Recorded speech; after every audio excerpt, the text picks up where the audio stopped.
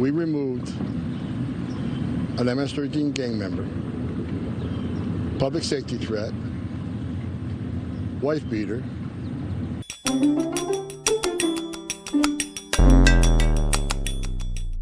We turn now to a developing controversy involving immigration and customs enforcement, in the case of Kilmar Abrego Garcia. A recent video features former ICE Director Tom Homan making public assertions about Abrego Garcia that have sparked significant concern. Among the most serious allegations is the claim that Abrego Garcia is affiliated with the criminal gang MS-13. We removed an MS-13 gang member. I'll let DOJ argue this in court, but I think we removed a public safety threat, gang member, designated terrorist from the United States who had been ordered deported twice by a federal judge. I think I got plenty of due process. He got more due process than Laken Riley got. That accusation, it appears, originates from a 2025 court document submitted by ICE, which stated, quote, "A confidential informant had advised that Abrego Garcia was an active member of the criminal gang MS-13. This allegation, however, was not substantiated with evidence or corroborated by independent investigation. The implications of such a claim, made without due diligence, are troubling. Imagine the consequences if a similarly unverified accusation were made against any citizen, accusations that can fundamentally alter the course of a person's life. Further scrutiny of court records reveals a notable discrepancy between ICE's public narrative and their sworn statements before the judiciary.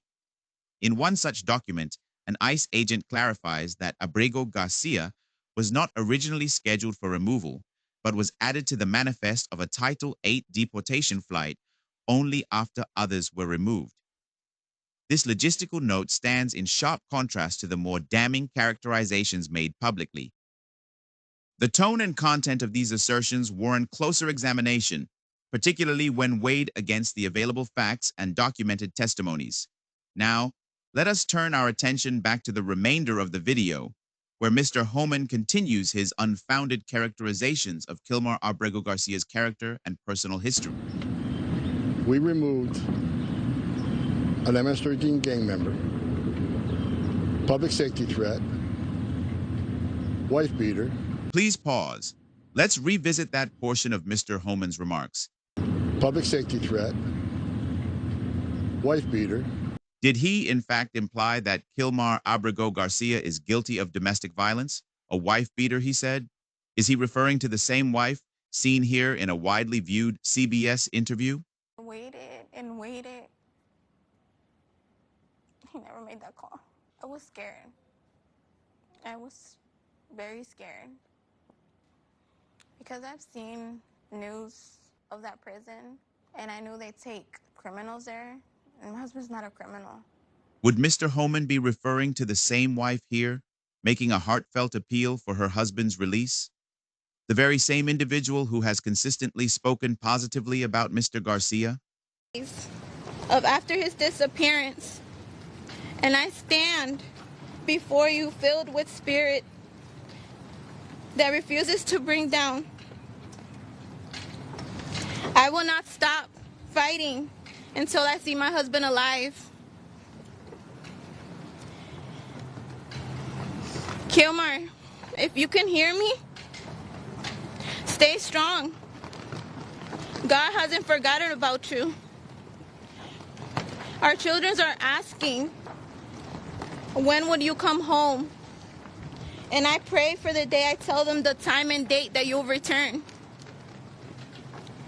As we continue through Holy Week, my heart aches for my husband, who should have been here leading our Easter prayers.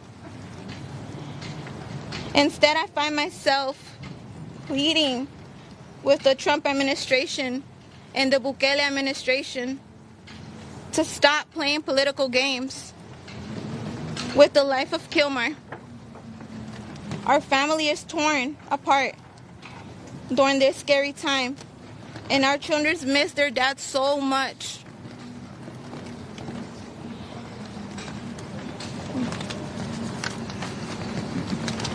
Despite the challenges we continue to face with the U.S. and the Salvadorian government, I hope that the strength of faith and the resilience within us will keep us standing after all the punches we continue to receive.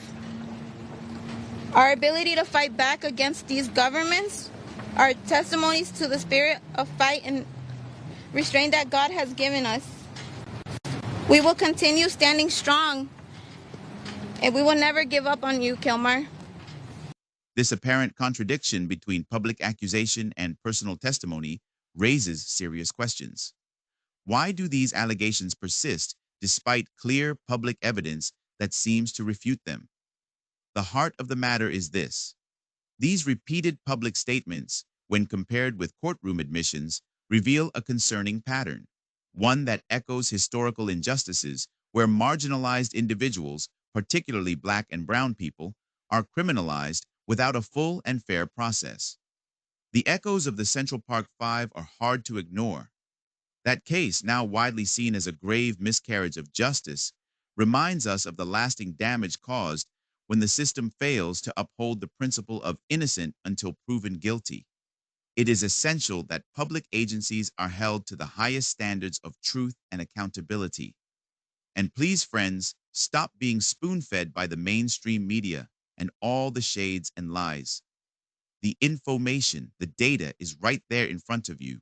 And as journalists, it is our duty to continue asking hard questions, scrutinizing official narratives, and ensuring that the public receives the full picture, not just a convenient one.